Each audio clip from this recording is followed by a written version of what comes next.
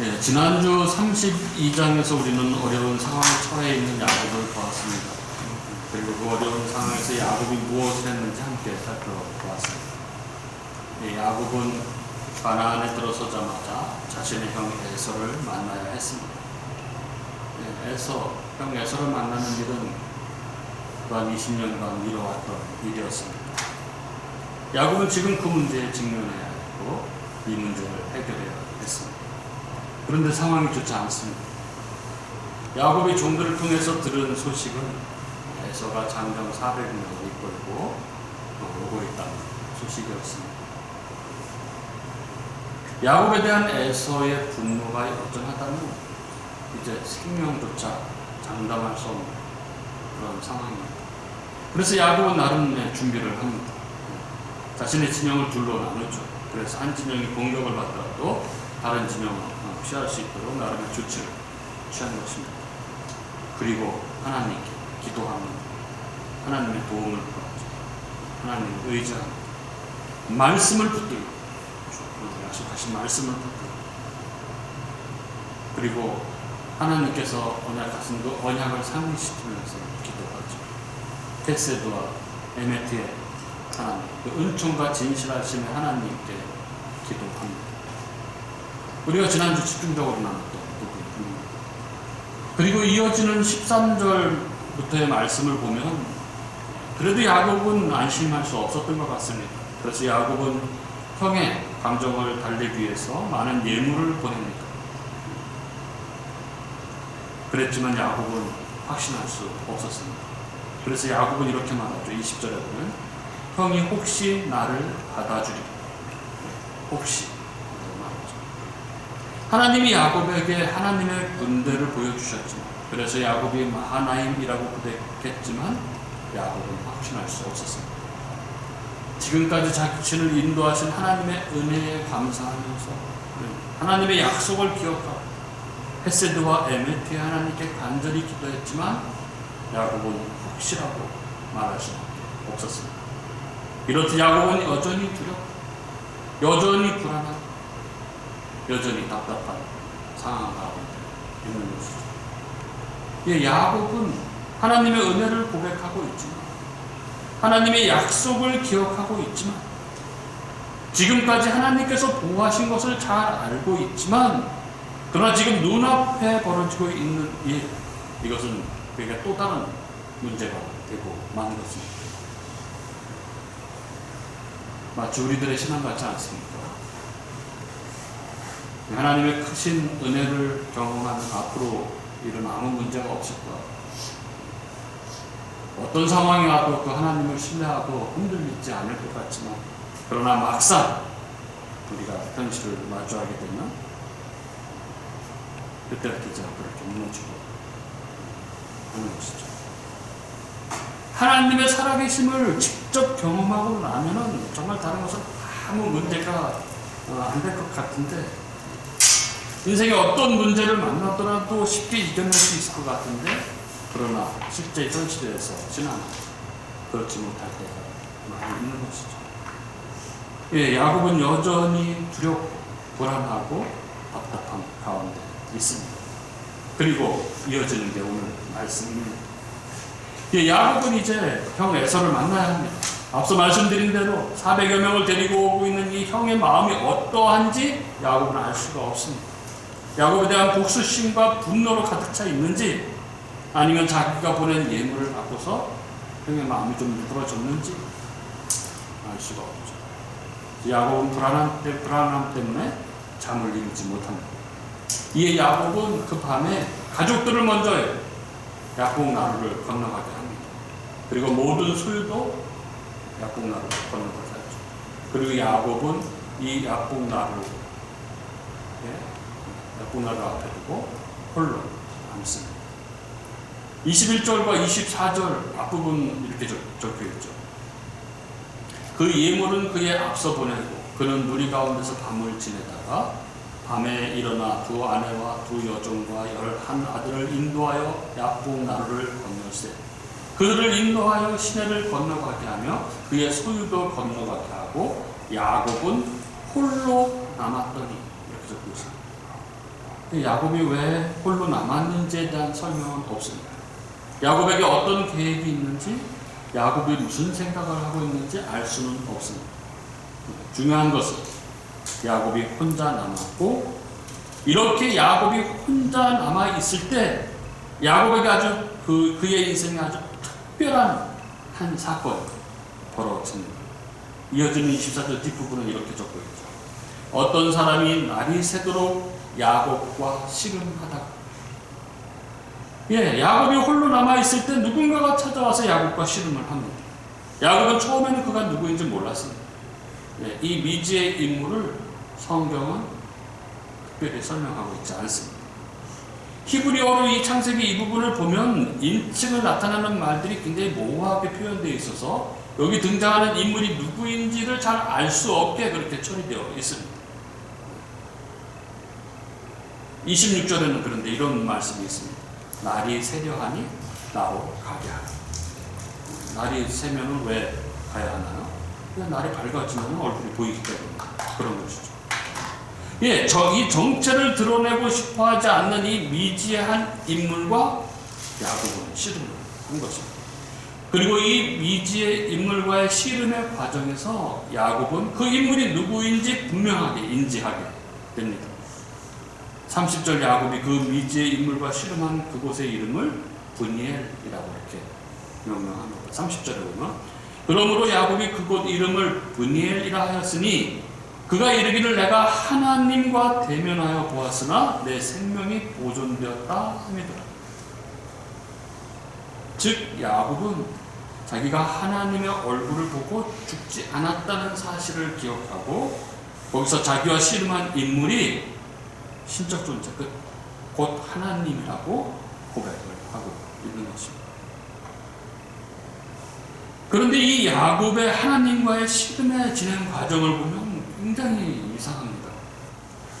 아니 이상한 정도가 아니라 희한합니다. 제가 설교 제목을 희한한 씨름 이렇게 정의합니다. 정말 희한합니다. 25절 26절에 이렇게 적혀있죠. 자기가 야곱을 이기지 못함을 보고 그가 야곱의 허벅지 관절을 치매 야곱의 허벅지 관절이 그 사람과 씨름할 때에 어긋났다. 그가 이르되 날이 새려하니 나로 가게 하라. 야곱이 이르되 당신이 내게 축복하지 아니하면 가게 하지 아니하겠나이다. 왜 하나님은 갑자기 나타나셔서 야곱에게 씨름을 거신 것일까요? 그리고 하나님은 왜 또 야곱을 이기지 못하신 것일까요? 말이 안 되지 않습니까? 그리고 하나님은 왜 야곱의 허벅지 관절을 치신 것일까요? 반칙을 하신 것입니까? 못 이기니까? 그리고 야곱은 왜 하나님께서 자기에게 축복하지 않으면 가지 않게 하겠다고 하고 있습니까? 정말 희한한 씨름, 정말 이해하기 힘든 그런 씨름 아닌가요? 이 씨름은 아주 신비로운 만큼 많은 의문을 담고 있습니다.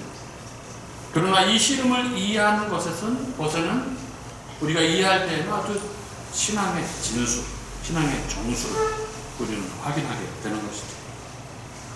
이 희한한 씨름의 이유와 의미를 살펴보려고 합니다.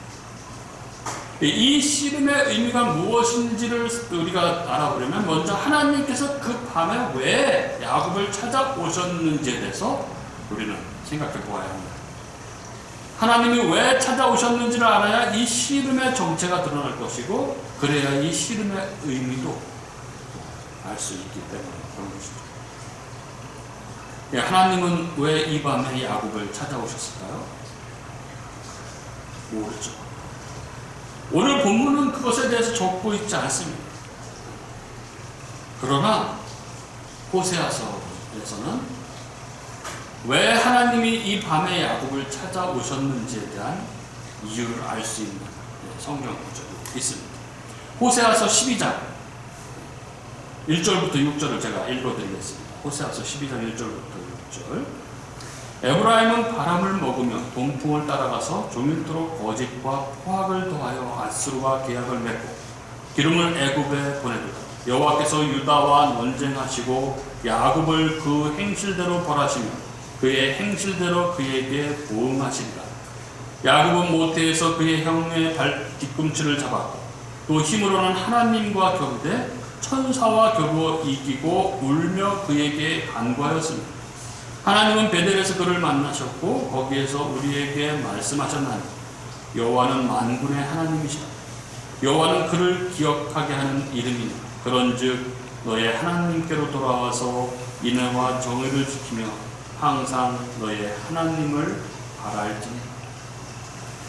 호세아가 야곱의 이 약복나루의 씨름에 대해서 인용을 하고 있습니다.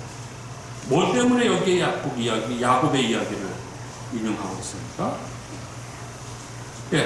호세아 선지자는 이스라엘이 하나님의 뜻과 목적, 즉 언약을 버리고 인간의 교활한 술수대로 사는 것을 바람을 먹는 것처럼 공허하고 동풍을 따라가는 것처럼 덧없는 일이라고 지적하면서 야곱의 씨름을 인용하고 있습니다.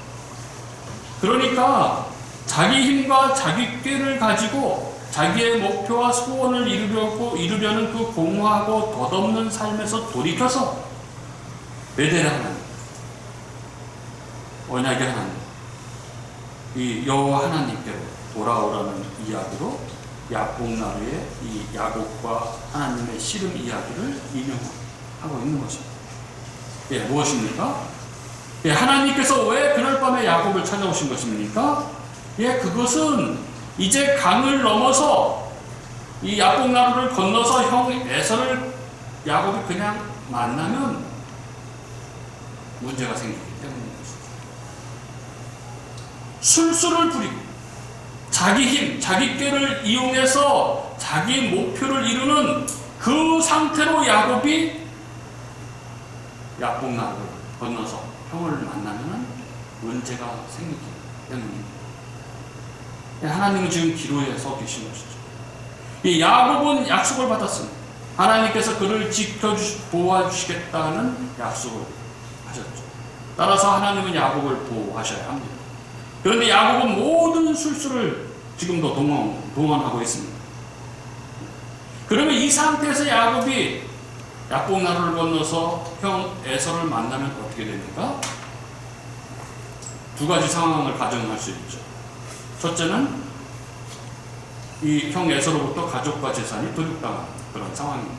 그렇게 되면 어떻게 됩니까? 하나님의 약속이 거짓이 되고 마는 것이죠. 하지만 반대의 경우도 있습니다.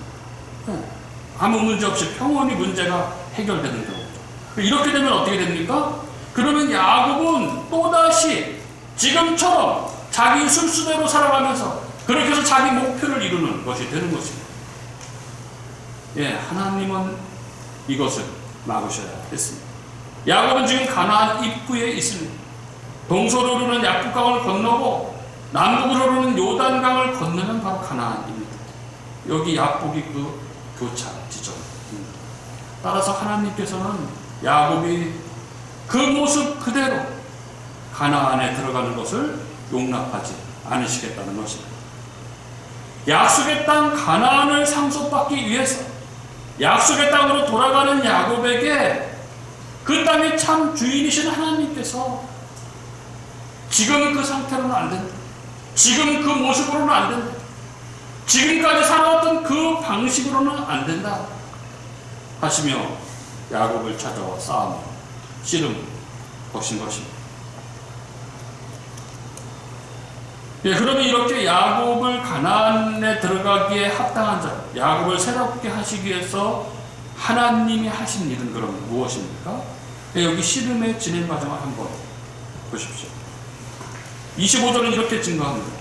그 사람이 야곱을 이기지 못함을 보고, 여기 그 사람은 바로 하나님이시죠. 그렇습니다. 처음에는 야곱이 하나님을 이겼습니다. 말이 아닌 거죠. 그러나 그렇게 쫓겼습니다. 야곱이 하나님을 이겼다. 그러자 야곱이 이기니까, 야곱을 이기지 못하니까 하나님이 어떻게 하십니까? 25절 그 뒷부분에 보면 자기가 야곱을 이기지 못함을 보고 그 다음에 그가 야곱의 허벅지 관절을 치매 야곱의 허벅지 관절이 그 사람과 씨름할 때에 어긋났다. 하나님이 야곱의 허벅지 관절을 치십니다. 그래서 어긋나게 하십니다. 부러뜨리십니다. 골절시키십니다. 그러니까 순서가 이렇습니다. 처음에는 야곱이 하나님을 이기고 있었고, 그래서 하나님이 도저히 야곱을 이길 수 없으니까 하나님께서 야곱의 허벅지 관절을 쳤다.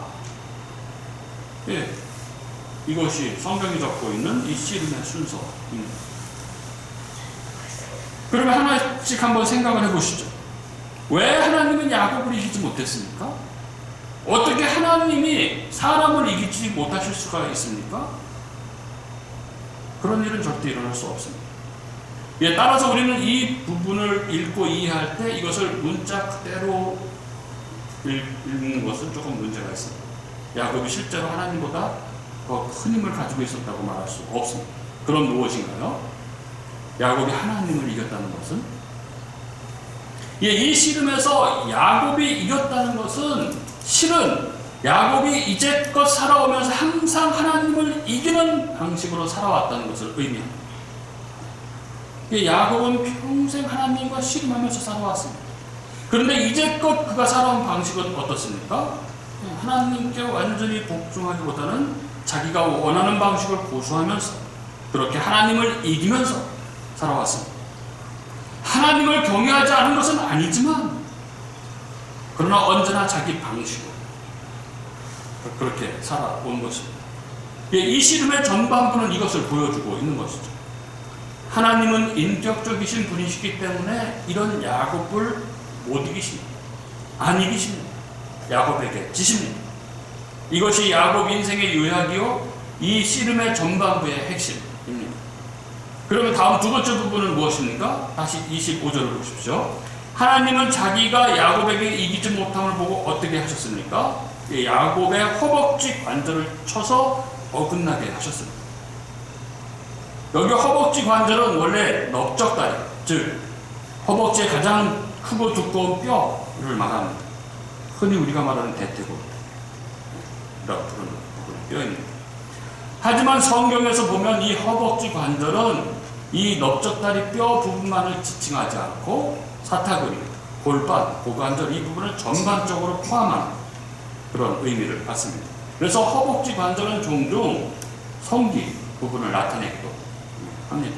그래서 창세기 46절이나 출애굽기 1장 5절에 보면 이스라엘을 지칭할 때 야곱의 몸에서 나온 자라고 번역되어 있는데, 이때 이 몸에서 나왔다는 것은 의역이고 물자적으로는 넓적다리에서 나왔다입니다. 따라서 성경에서 허벅지 관절은 사람의 힘을 나타내는 중요한 표현 방식입니다. 생식 능력이 여기에 포함되는 이유로 생명의 근원이 여기 있다는 표식이기 때문에 그렇습니다. 그렇다면 야곱과 씨름하던 하나님이 도저히 야곱을 꺾을 수 없다는 것을 아시고는 허벅지 관절을 치셨다는 것은 무엇을 말하는 것입니까? 예, 하나님께서 야곱의 허벅지 관절을 치셨다는 것은 그의 생의 결정적인 핵심, 그의 정체성의 본질에 해당하는, 그의 힘의 근원에 해당하는 그 강력을 파하셨다는 것입니다. 육체적으로 사람이 골반과 고관절 이 대퇴골 부분에 직격을 맞으면 설 수가 없듯이 야곱의 씨름은 이 영적인 안목에서 보자면 하나님과의 싸움인데, 야곱이 끝까지 하나님께 순복하고 지려하지 않자 하나님께서 야곱의 가장 결정적인 본질이 되는 이 중추, 그의 정체성, 그의 자아를 쳐서 무너뜨린 것입니다. 그리고 바로 여기에서 이제 이 속이는 자의 야곱이 어떻게 이스라엘이 됐는지가 나타납니다. 즉 이렇게 그의 허벅지 관절이 무너지자 하나님께 어떻게 반응하고 있는지가 여기에 나오죠. 26절에 이렇게 적고 있습니다. 그가 이르되 날이 새려하니 나로 가게 하라. 야곱이 이르되 당신이 내게 축복하지 아니하면 가게 하지 아니하겠나. 예, 야곱은 지금껏 한 번도 복을 구걸해 본 적이 없는 사람입니다.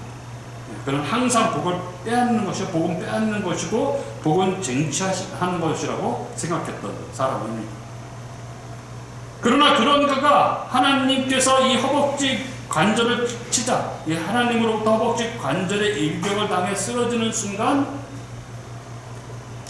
그는 비로소 그의 패배가 완벽한 패배라는 것을 알게 된 것이죠.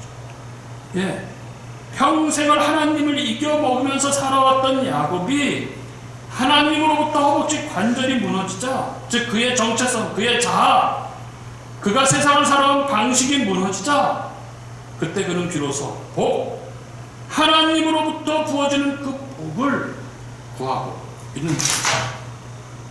야곱은 화를 내거나 하나님으로부터 돌아서는 것이 아니라 울며 하나님께 간구했습니다. 뭐라고 간구했습니까? 당신이 내게 축복하지 아니하면 가게 하지 아니하겠나. 하나님께서 내게 복을 주시지 않으면 나는 안 됩니다. 나는 하나님의 복이 필요한 자입니다. 저를 불쌍히 여겨 주옵소서. 이러고 있는 것이죠. 야곱은 비로소 만복의 복의 근원 자체이신 하나님을 의지하고 누리는 것이 뭔지를 비로소 알게 된 것입니다. 이렇게 야곱이 날이 다 새도록 자기를 축복하지 않으면 가게 하지 않겠다고 붙들고 늘어지자 하나님이 그의 이름을 물으시죠. 내 이름이 무엇이냐? 하나님이 그가 누구인지 몰라서 물으시는 것일까요? 창세기 3장에 보면 하나님이 아담에게 찾아오셔서 아담아 내가 어디 있느냐? 이렇게 물으십니다. 이 말은 아담아 내가 너무 꽁꽁 숨어서 못 찾겠다, 이런 말씀이 아니시죠. 이 말씀은 아담이 자기 입으로 고백하기를 원하시는 말씀인 것이죠. 야곱이 자신의 이름을 이야기합니다. 자기 입으로 이야기합니다. 그가 이르되 야곱이니, 야곱, 속이는 자, 사기꾼. 이것이 그의 정체입니다.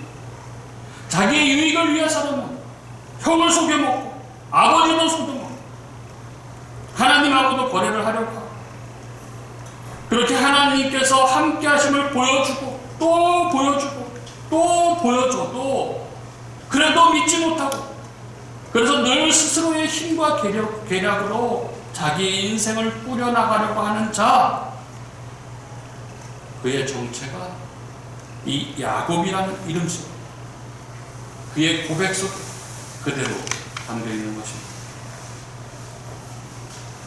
하나님이 우리에게 원하시는 것이 바로 이 고백인 것이죠. 하나님, 나는 야곱입니다. 나는 세상과 방불한 삶을 살아가는 자입니다. 나는 남의 뒤꿈치를 붙잡고 끝까지 그들과 경쟁하며 그 속에서 행복을 찾는 자, 나는 하나님이 아닌 세상의 것에서 만족과 평안을 얻으려고 하는 자입니다. 이렇게 우리 자신 고백하고 실토하시기를 원하시는 것이죠. 그런 야곱을 향해서 이런 고백을 하자, 이런 야곱을 향해서 하나님께서 28절 이렇게 말씀하십니다. 그가 이르되 내 이름을 다시는 야곱이라 부를 것이 아니요 이스라엘이라 부를 것이니 이는 내가 하나님과 및 사람들과 겨루어 이겼음이니. 야곱의 이름이 이스라엘, 하나님과 사람들과 겨루어 이긴 자로 바뀝니다. 어떻게 야곱이 하나님을 이겼다는 것인가요? 하나님은 야곱이 속임수, 자기 힘으로 하나님을 이기고 있을 때 그를 향해서 하나님을 이겼다 하지 않으셨어요. 그런데 하나님은 야곱이 자신이 누구인지 진솔하게 고백하며 하나님 앞에 엎드렸을 때, 그리하여 하나님 앞에 세상이 아닌, 세상의 것이 아닌 하나님의 복을 구하는 자로 섰을 때 그가 하나님을 이긴 자, 이스라엘이라고 하신 것입니다. 이게 바로 이스라엘, 즉 하나님의 백성, 즉 성도입니다. 성도란 본시 끝까지 자기 유익을 위하여 하나님과 사람과 싸워서 이기려고 하는 자들인데, 그런 자들에게 하나님이 찾아오셔서 그들에게 싸움을 거십니다.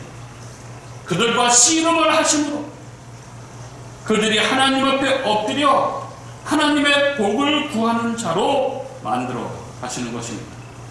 아무 자격이 없는데, 자격은 고사하고 죄악투성이 사기꾼인데 그들에게 그 한없는 하나님의 사랑이 부어져서 그 말도 안 되는 은혜가 덮쳐져서 오직 하나님의 은혜를 구하는 자들, 그들이 바로 이스라엘, 하나님의 백성, 성도, 바로 우리들인 것입니다.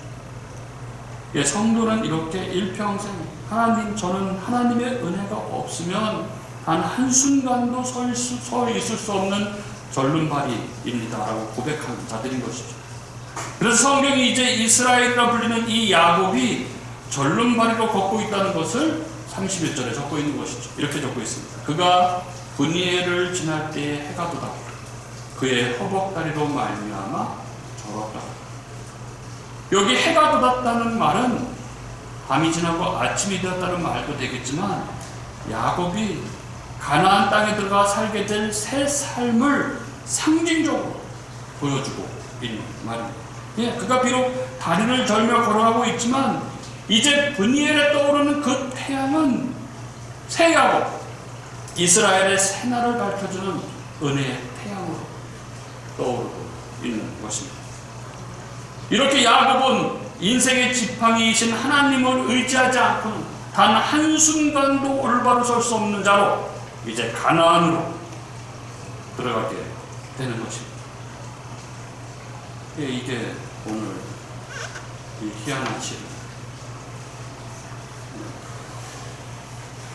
이야기. 사랑하는 우리 교우 여러분, 우리는 생애의 어느 한순간에 하나님을 믿어서 은혜의 세계 안으로 들어온 사람들입니다. 그래서 야곱처럼 이런저런 하나님의 은혜에 대한 경험과 간증도 있습니다. 그러나 그럼에도 우리는 여전히 자기의 방식, 자기의 경험, 자기의 힘으로 세상을 헤쳐나가려는 어리석은 시도를 끊임없이 하며 살아가는 야곱처럼 그렇습니다. 그리고 그런 우리들에게 하나님은 찾아오셔서 오늘도 씨름을 거십니다. 왜요?